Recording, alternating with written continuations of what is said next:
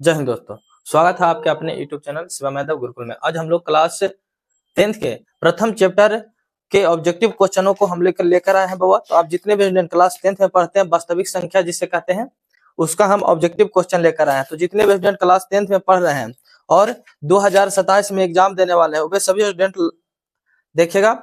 और आप लोग को अगर वीडियो अच्छा लगता है तो शेयर कीजिएगा और चैनल को सब्सक्राइब करना ना भूलिएगा। चलिएगा, हम सबसे पहले देखेंगे प्रथम क्वेश्चन को। प्रथम क्वेश्चन क्या कहता है बाबा? कह रहा है यदि P Q R हो तो P जो है, P अगर जो है P बराबर Q और R है, क्या है Q और R है, तो P Q का क्या कहलाता है? देखिए, P का दो गुणज है, क्या बाबा? जैसे में हम 4 बराबर लिख सकते हैं और 4 बराबर लिख सकते हैं 2 गुना 2, कितना हो गया? 4 गुना में हो गया। इधर देखिएगा 5 गुना 5 बराबर होता है 10। तो क्या ये दोनों गुणज में है बाबा? तो R भी गुना है और Q R से गुना है, और जो 10 कैसे है बाबा? अगर इसको ही पट ले जाएगा तो के साथ भी गुणज ही आएगा। क्या आएगा? गुणज ही आ जाएगा। तो हम जो पहला क्वेश्चन का आंसर देंगे बाबा, वह गुणज होगा। क्या होगा बाबा? P का गुणज जो होगा वह Q भी होगा। चलेंगे हम लोग अगला दूसरा क्वेश्चन। दूसरा क्वेश्चन क्या कहता है बाबा?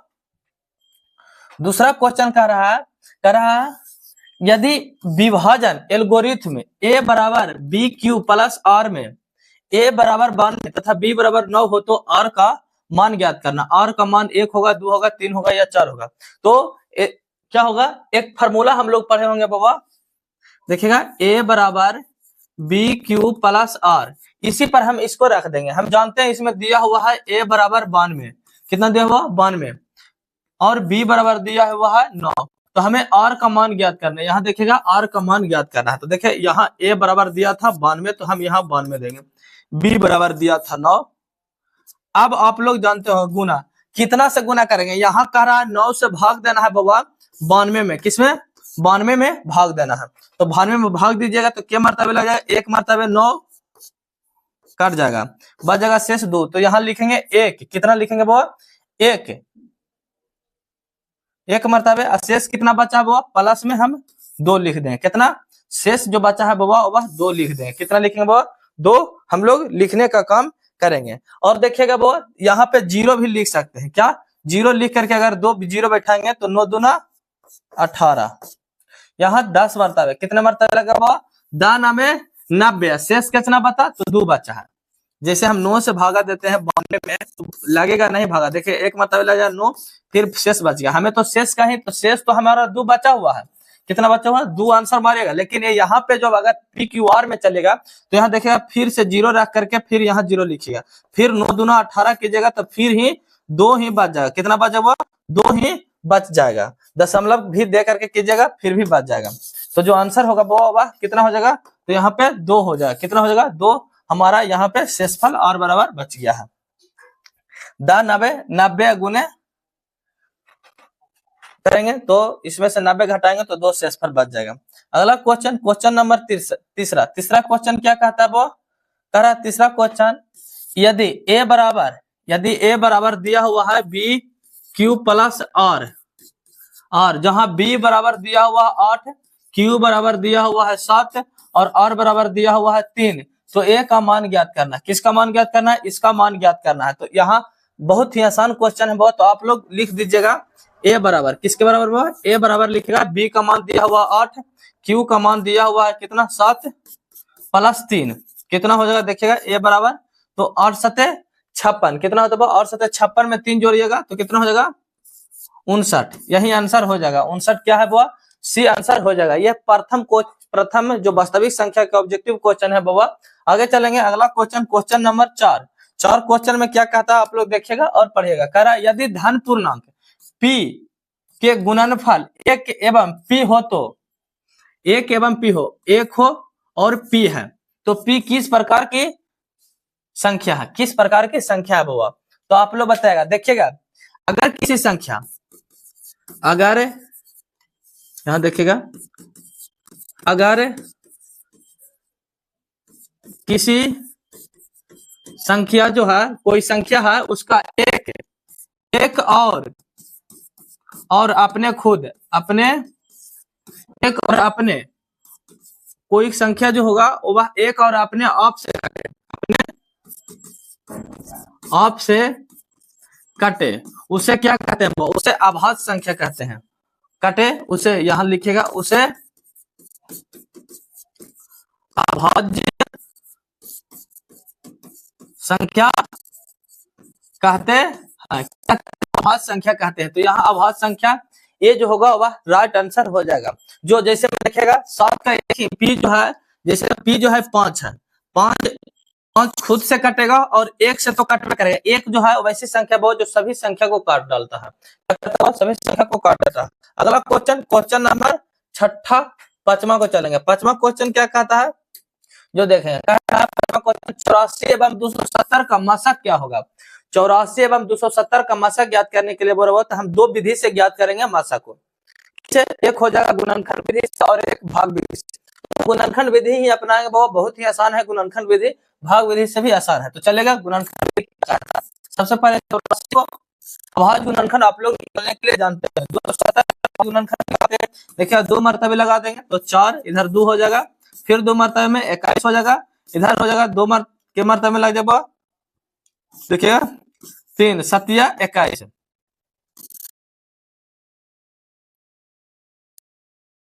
क्या मरतबे लगाए तो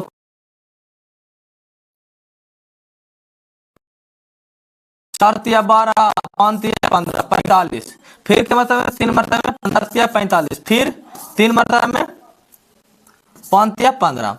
अब देखिए बुआ, हम वैसी संख्या रखते हैं मासा में, क्या होगा मासा में वैसी संख्या रखते हैं जिसमें दोनों संख्या, जैसे देखिएगा इसमें 2 मिला 2 मिला तो 2 लिखेंगे, इसमें 3 मिला और 3 मिला तो 3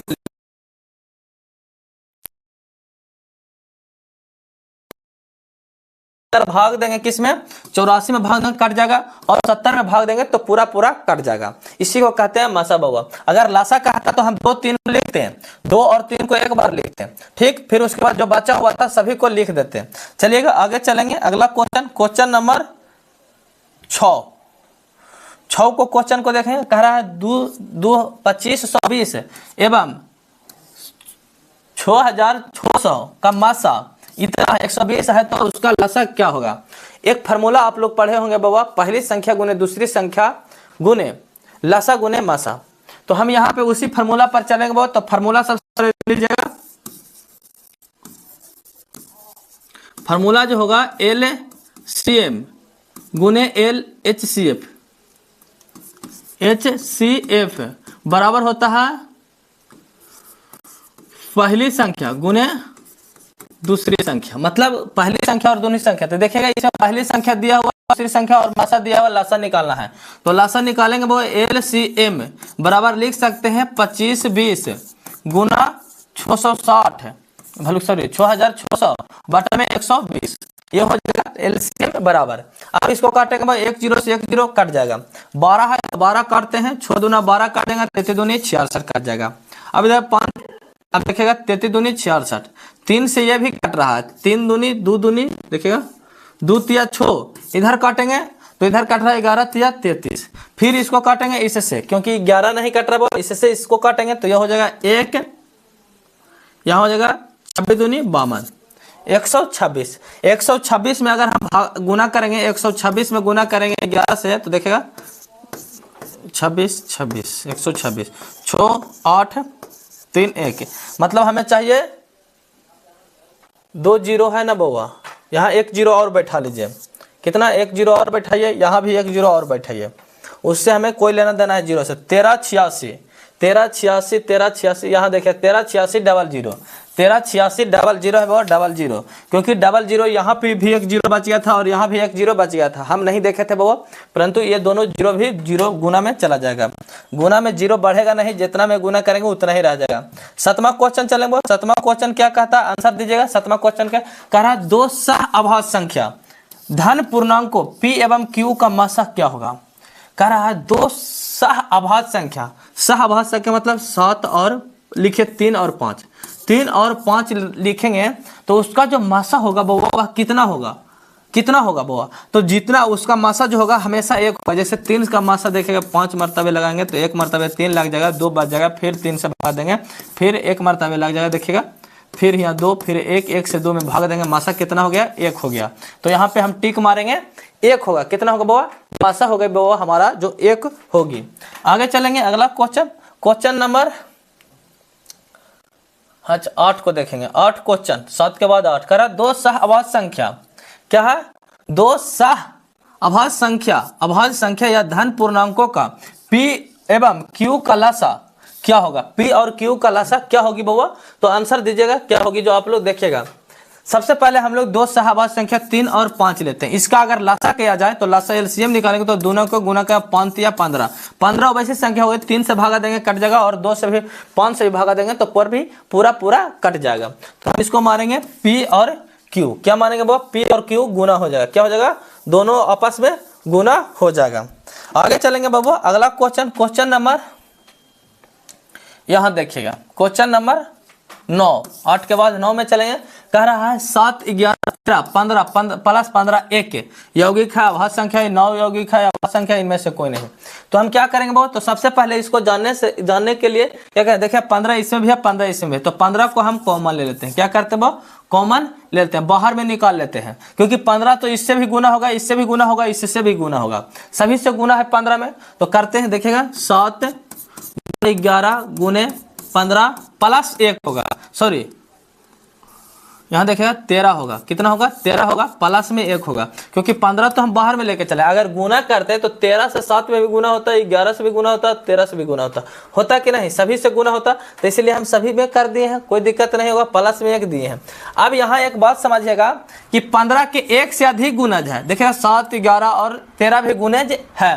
तो यह ना अभाज्य संख्या, अभाज्य संख्या क्या है, 1 और खुद कटे, 1 और खुद कटे, ना यौगिक है, यौगिक तो है बाबा, कौन सी संख्या, यौगिक संख्या ही होगी।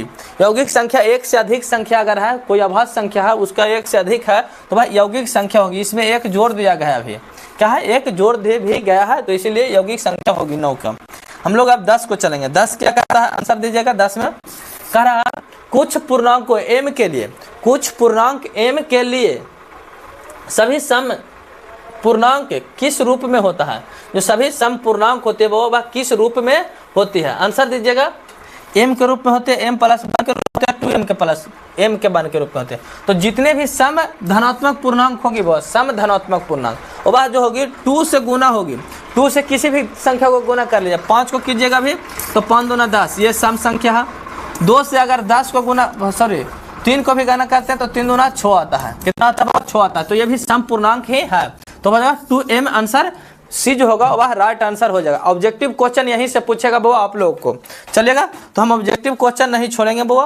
देखेंगे अगला क्वेश्चन, क्वेश्चन नंबर 11। 11 करा कुछ पूर्णांक को p q के लिए प्रयुक्त प्रत्येक विषम धन पूर्णांक किस रूप में होता है।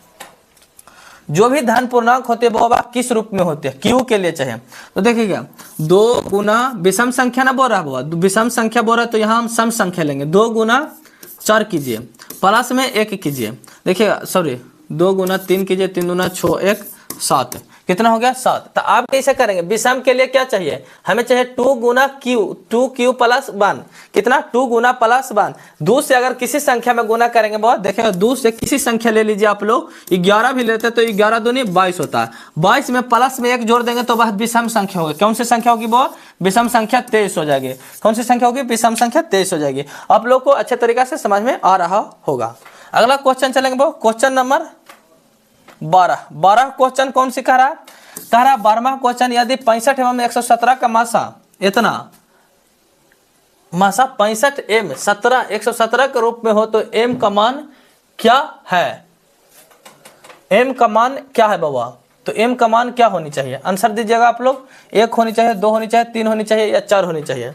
m का मान पूछ रहा है बाबा, कह रहा है यदि 65 एवं 17 का मासा 65 माइनस 117 के रूप में हो, तो सबसे पहले ये दोनों का मासा निकालते हैं। वो मासा कितना हो जाएगा, 65 और 117 का, देखेंगे 65 ले लीजिए, इधर भी 117 लीजिए, तो 5 13 5 65 कट जाता है। इसको 117 से काटेंगे तो क्या मरतबे काटता है, 117 13 17 से 9 मरतबे 13, तो इसका जो मासा आएगा वो 13 आएगा। कितना आएगा वो, 13 ही आएगा, 13 ही आएगा। तो मासा कितना होनी चाहिए, जो होगी तो 65 कितना हो गया आप लोग बताइएगा वो, इसको करके देखिएगा, एम वाला को करके देखिएगा कितना हो जाएगा, जो देखिएगा आप लोग आंसर बताइएगा वो कितना होगा। जो क्वेश्चन नंबर है 12, 65, 5 दूना 10, 6 दूना 12, 120, 120 में से 100 तो 3 कितना बच गया 3, 117, 120 में से घटाएगा, बताते हैं एक सेकेंड बाबा।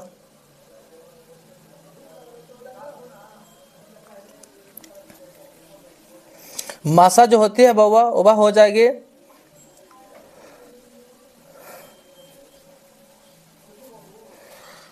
अब चलते हैं, देखिएगा यहाँ पे क्या कह रहा है। जो मासा तो हम निकाल के ले गए, आज चलाएंगे 13, कितना 13, मासा जो हो गया 13 हो गया। अभी दोनों को घटाइए, 65 एम, मासा तो यहाँ हो गया 65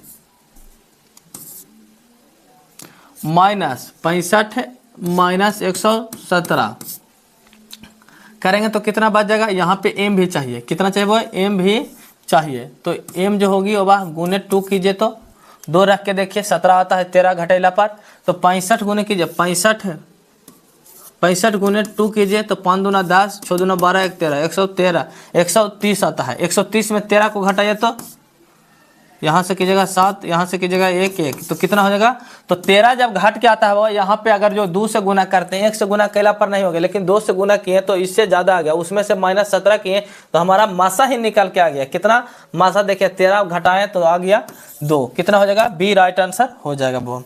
क्वेश्चन नंबर 12 के बाद 13 में चलेंगे। बाद 13 क्या कहता है, आंसर दीजिएगा। कह रहा यूक्लिड विभाजन एल्गोरिथम या लेम्मा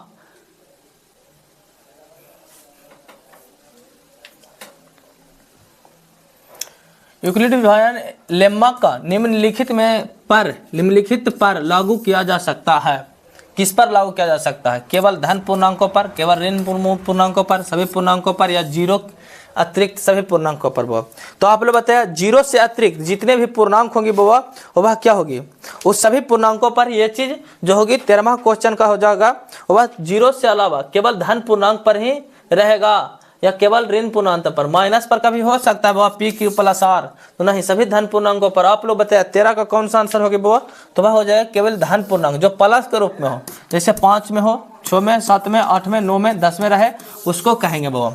आगे चलेंगे, अगला क्वेश्चन, क्वेश्चन नंबर 14 क्वेश्चन क्या कह रहा होगा, सबसे छोटी संख्या जो 1 से 10 तक की सभी संख्याओं से पूर्णतः क्या हो, विभाजित हो, क्या हो बाबा, विभाजित हो। यहाँ लिखेगा सभी संख्याओं से विभाजित हो, तो वह कौन सी संख्या जो होगी वह 10 होगी, 100 होगी, 100, 504 होगी, या तो 2520 होगी। तो कैसे निकलेगा बाबा, तो हम निकालेंगे इसका एलसीएम 1 से 10 तक के। देखिएगा 1 2 3 4 5 6 7 8 9 10 सबका एलसीएम निकालिए आप लोग। एलसीएम निकलेंगे तो पता चल जाएगा ना वो कौन संख्या कट जाएगा। तो सबसे पहले 2 से लगाते हैं, 1 1 3 2 इधर के ले जाएगा, 5 है तो 5 3 हो जाएगा, 7 हो जाएगा, 4 हो जाएगा, 9 हो जाएगा, इधर 5 हो जाएगा। अब किसको से लगाएंगे बाबा, तो अब लगाएंगे 2 से, फिर 1 1 3 रह जाएगा, 1 हो जाएगा, 5 के 5 रह जाएगा, 3 के 3 रह जाएगा, 7 रह जाएगा, 2 रह जाएगा, 9 रह जाएगा, 5 रह जाएगा। अब देखिएगा कोई संख्या 2 से नहीं कट रहा, 3 से कट रहा है, तो 1 1 1 1 फिर 1 फिर 5 फिर 1 फिर 7 फिर 2 फिर 3 फिर 5। अब क्या करेंगे, 5 से रह गया, कितना से, 5 से, तो इधर 60 है, इधर देखिएगा 1 हो जाएगा, यहाँ 7 बच गया, 2 बच जाएगा, इधर 3 बच गया, इधर 1 बच गया। अब इस सबों को गुना कीजिए, तो गुना कीजिएगा 7 दूना 14 14 14 चौतिया 48 चौतिया 42, कितना, चौतिया 42, 42 गुने 2 कीजिएगा तो हो जाएगा 84, कितना, इसको भी गुना कीजिए 84 हो गया। फिर 84 दूनी करेंगे तो 4 दूना 8, 8 दूनी 16, 168। कितना हो गया? 168। अब 15 5 या 15, 15 से गुना कीजिए तो 8 5 40 के 0 बाकियात में 4, 6 5 30, 4 34 के 4 बाकियात में 3 5 3 8। यहाँ चलेंगे तो 8 6 1 0, 8 4 12 के 2 बाकियात में 1, 8 6 14 1, 15 के 5 बाकियात में 1, तो 2520। कितना? 2520। देखिएगा डी जो होगी वह राइट आंसर हो जाएगा। तो आप लोग की हमारा वीडियो कैसा लगा? अगर अच्छा लगा होगा तो आप लोग शेयर कीजिएगा और चैनल को सब्सक्राइब कीजिएगा। जय हिंद, जय भारत।